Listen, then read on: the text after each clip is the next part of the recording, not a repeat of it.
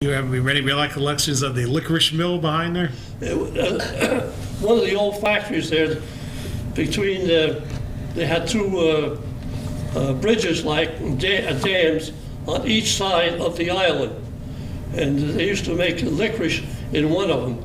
Because we were kids then, we used to go in there, and you could pick up these little sticks, and we used to keep chewing on it all the time. But I can say that was almost gone when we were kids. I mean, there was nothing there, just like a trestle on each side and part of a dam on one side. But it wasn't in use at all. The buildings that were there, they all eventually burned down. Yeah. So kids must have set fire to them or something. And that are, Lightning insurance. and that are covered by Duhernal Lake. Yeah. Yeah. So Duhernal got his name, the DU is for DuPont, HER is for Hercules, and NAL is for National Lead. And they supplied the water for those three plants, and that was my job when I worked for Hercules. I've actually heard some rumors they may be getting rid of that lake. Let it Remember when they were building that lake, they used to just knock the trees down, pile them up, throw gasoline on them, and burn them. And old tires, any old tires they threw on it, and they burnt it. That's how they got rid of it. You couldn't do something like that today. I don't think so, no. And we all remember the lovely smells that came out of Schweitzer's in the 50s and 60s, and you can't do that anymore either. No. I always thought that just meant Schweitzer's was working and our town was in good shape, you know, and the world's different now. Growing up as young boys, I mean, if you weren't playing baseball or swimming at DeVoe Lake or playing video games or on your computer, what were you doing other than... Well, down at the Spotswood Lake, when in the wintertime, it used to freeze over, and they would get barrels, and they'd lay them down on the side, one after the other, and the guys used to skate and then jump over the barrels. Because a lot of times they didn't make it. But that was one of the things that we did. And one thing about DuPont and them on that lake, one of the local kids and a couple of them broke into a shed. And he took these, they didn't know what it was, but they were like dynamite caps. They banged them together. The kid lost 3 fingers. And I don't want to mention his name, but he lost 3 fingers on that. Can I see your fingers? Yeah, they had left it unlocked, and that was it.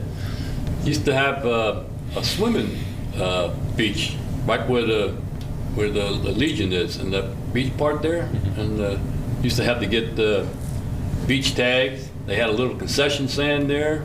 At one time, they had a raft out so far from the shore with a diving board on it, and it was quite nice way back then. And the Catholic Church had a carnival, and one of the guys from the carnival came over to swim, and he got up on the diving board and dove off, and he broke his neck. So I guess it wasn't too good. That was Tommy Cyrus. He was our age in school. He's still paralyzed. That's terrible. And another thing too on there was, I think I mentioned it about Willie Clark.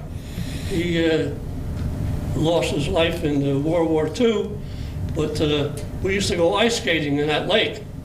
And this one night, we used to skate a lot at night. We had lined up everybody, holding hands, going down the river, I mean the lake. They call it crack the whip. And Willie was on the end. We got down the end, Willie wasn't there. Where the heck is Willie? So back we go. There he is. He fell through the ice. And we says, well, why the hell didn't you holler? He said, well, I knew you guys would come back for me. We had to lay on the ice, lay out, and then get a hold of him and pull him out, to get him out. But it's one of those things. He was something else. Yeah, Willard Clark Circle is named after him at the end of town there. When I was in the Navy, my ship came into Norfolk, Virginia one time, and as I was walking down the street, I seen this guy, and it was Willie, and he was in the uniform, Navy uniform. And I asked him, how come, because he was in the Merchant Marines. He said he came in from a trip, and they had supposed to have 30 days off, and he overstayed his leave, and the Navy grabbed him. And he went up to Boston, he picked up a new destroyer, went out to the West Coast, And first trip out, kamikaze plane come down, landed on, and he got killed. Yep. Yeah, talking to one of the nephews goes to the reunions that they have every year. And he was talking to some of the survivors. And he said he was in what they call the gang down the Engine room. engine room. He says when that kamikaze hit, anybody in the bottom ran up to the top, and anybody went to the left lived. Anybody ran to the right died, and Willie ran to the right. That was it. And that was his story. I got a book of from the nephew going to all these committee meetings. They have them once a year or every couple of years somewhere around the country. And they have I have a book that he gave me of the ship, when, like he said, where it was built, on the cruise that they take to before they go put it into service. And it has that all in there. It's all documented. And then he went through the canal over, and I think it was off of Okinawa, is where this kamikaze attack took his life. They said that the kamikaze plane came down the first time and it missed them. It would circle around, come back and got him on a second shot. And I think the ship sank in a matter of minutes, really, because I think they hit the ammunition part of it, where it was stored on the ship. It blew up, and that was it. Very few survivors. I have that book if you care to look at it. Oh, we love to. Sure, yes. thank you. Oh, let's see who else. Bill Hunn. I've heard stories about him. You guys have any interesting stories? Well, Bill Hunt, he had a boat, and him and his lady friend, they lived on the boat. It was, I mentioned it was his wife. And when he died, he had been a fireman. So I was the secretary of the Relief Association, and I took care of all the death claims. So I had to go see her to get to sign the papers that he was dead. And she asked me how much the death benefit was, and I told her. And she said, well, every little bit helps. Yeah, well, he was one of our wealthier citizens, wasn't he? To put it mildly, yes. Now he owned that building there, and what was that? Started out as a car dealership or a service station, or what became the Oldsmobile dealer? It was Oldsmobile across. They used to sell gas there too, but then he took the pumps out. Yeah, in the front, he used to sell radios, refrigerators, and stuff like that. And that building across the street, that's the Hun building, that belonged to him too. That was the one I was telling you about, the dress store and the sporting goods store was in that building. So it was the first home of the bank that's now next door there. They used to make false teeth too. I do remember that, yes. Yes, false teeth in there. Mendokers had a branch bakery there, we've heard, at one point. Johnny Compton did? Yeah, Hunville. Oh, no. Johnny Compton was across the street. But Hunville had three fairly small stores, I guess, Yeah. they're reasonable to rent, so a lot of different businesses came through there. The Polish Club, that's where their building was originally. Now they're on Adirondack Avenue. But the fire company, we had our minstrels, we had our building, the old firehouse couldn't handle it, so we would have it in the Polish Club. And one time, we always gave out a door prize. So one time, when we were going to have a door prize, we rigged the drawing. And when my uncle Stanley Paulson came in, we gave him half of a ticket, we kept the other half. So when they had the drawing, the fellow had palmed the ticket, and he drew it out, and Stanley won the prize. And we went up to get it. As they say, it was the door prize. We gave him a door that was covered with chicken manure or pigeon manure. Yeah, we have a program in the library, I think at one of the last minstrel shows there in 1958. My father and Al Adams got together and dressed up as women, if you remember that one. Not two tiny people by any stretch. Well, that minstrel, we made money on it, but we had a lot of fun too. Yeah. Every year they had the minstrels for quite a few years. Yeah. Yeah, it's one of those things you can't do anymore, I don't think. No. Volunteering is gone. I mean, nobody wants to volunteer for anything today. The fire company, we can have 35 active men, and I think we got about 14. Nah, nobody works in town anymore. They all have to commute 50 miles to New York or whatever, and just not around during the day. And unfortunately, I think buildings are safer now these days, right? They put more sprinklers in them. Yeah. There's less fires than they used to be, right? I know they still exist, but Well, years ago at Main and Devo, traffic was pretty bad.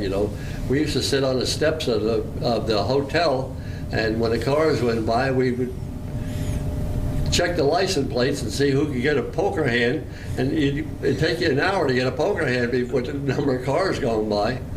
But the best thing I can tell you about being across from the hotel was years ago, and town had a gravel road through town, and the WPA came in and they put a concrete road in, and there was a guy by the name of Glock. John Glock was the watchman, and every night he would sit in his car out in front of the hotel across the street, and pardon me. And one night some of the young fellows in town went out to the car because he was always asleep in there, and they lifted the car up in the air and they put 4 barrels underneath the car, and they jumped over the cemetery wall, and then they banged on the car, and when Glock got out, he was about 3 feet up in the air. He stepped out, he almost broke a leg, but that was funny at that time. yeah, I think that's a good length of a session here. Unless you fellows want to add anything else, we thank you for your cooperation, and just say good job. Appreciate you coming. Thank you very much. Well, we were all living here in Spotswood all our life, and believe me, we'll all die here too. So we look for some improvements. Yeah, Nancy Doherty, this is Lillian Mortimer, and Linda Doherty Crockett this time, who are all natives of Spotswood, and we're going to get some of their reminiscences. All right, Nancy, why don't you start? Tell us a little about yourself. All right, I'm Nancy Jolly Doherty, and I was born at 452 Main Street, Spotswood, in 1931. And we had no running water at that time. We used to have a pump in the kitchen. We had a dirt road for the main street. I don't know when it was paved, but I know it was a dirt road then. And when we went to school, I remember Garner Bennett used to have his horse and a plow, made little rooms for us, little places to walk going to school. Let me see, what else can I tell you about the early times? My father used to have, I don't even know what kind of a car it was, but he had to crank it over to get it started. Sometimes it did and sometimes it didn't. Across the street was Miss Alice Smith, who was a spinster. She never married, but she was blind. I don't know how old she was.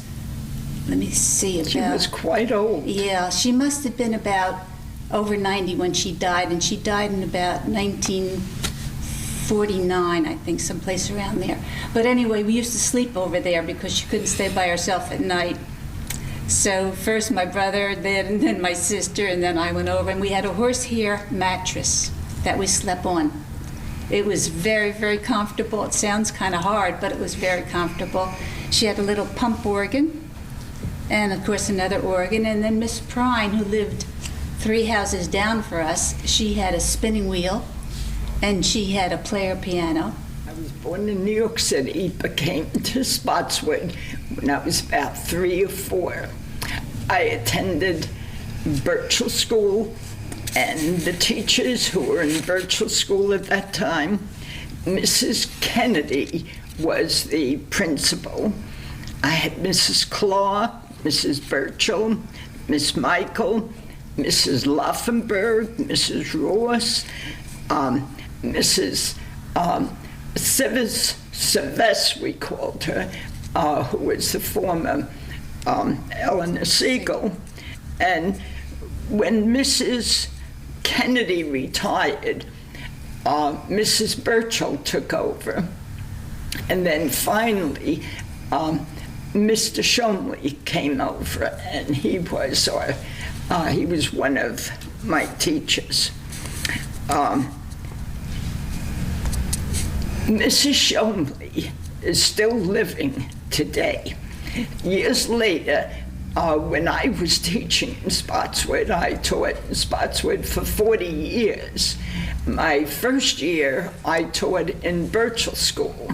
I taught second grade, and then I went into Appleby School and spent the rest of my years in Appleby School and high school. Mrs. Shomley, who was one of our nurses while I was teaching, is today 103 years old. And she lives in South Carolina, and I hear from her every year. Another one of the teachers in Appleby School was Mrs. Johnson, Mrs. B. Johnson. Those of you who had her remember that she taught English. She's still living. She's, I think, 93 or 94, and she's in Florida. My family has been here for as long as I know of. My grandfather built the house on John Street in the early 1900s, probably around 1908, that I reside in now. It's always been in our family.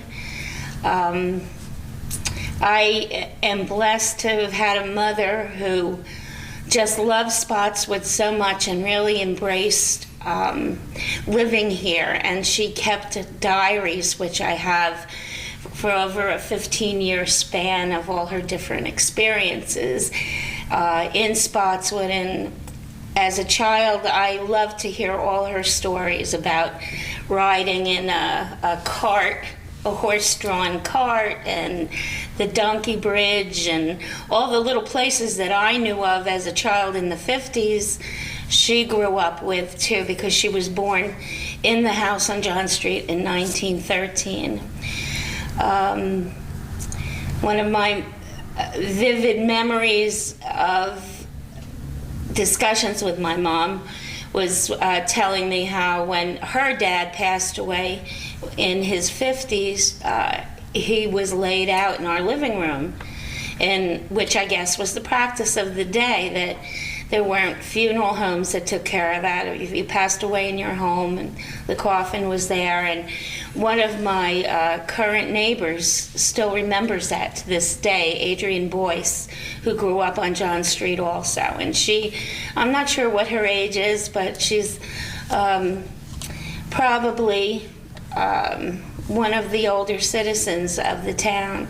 And she really gave me a lot of insight into my own family history. My dad also grew up in Spotswood, and he raised a family in Spotswood. And one of unfortunate events in the Spotswood history was the fire that took the life of his wife and 3 of his 5 children. And that was in November 1939. And my mother was a young woman at the time, and she was godmother to the youngest child in my father's family.